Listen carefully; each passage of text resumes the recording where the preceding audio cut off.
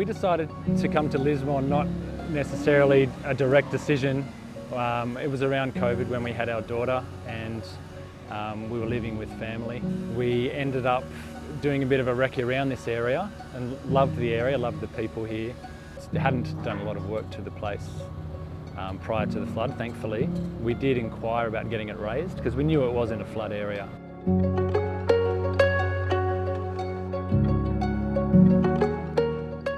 It's a lot more open now because they've taken away where that door used to be.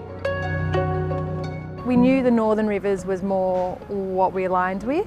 We'd lived previously in Indonesia and COVID had brought us back home to Sydney, and it was just too big for us. We wanted the small town, we want a community, everything that you have here.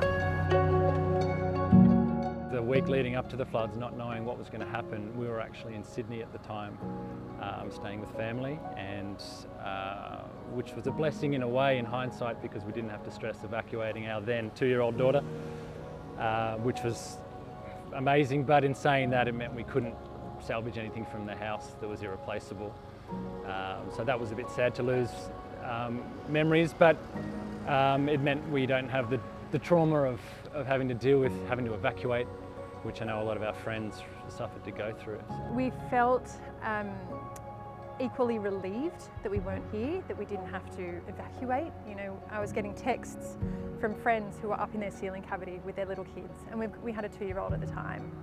So I was so thankful that we weren't part of that.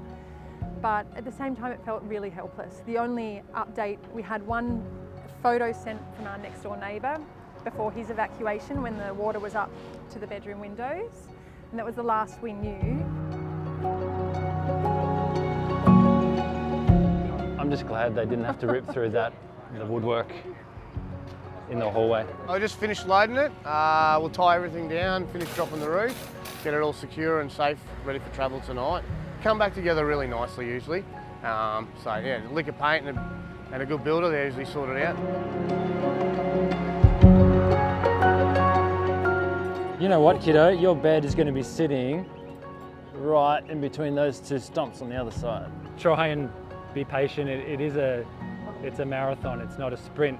Don't be afraid to ask questions to others that have gone through this process. I think it's starting to feel real. It was always just a vision, but seeing the vision come to life it's making it more sink in, I guess. Yeah, it's fantastic.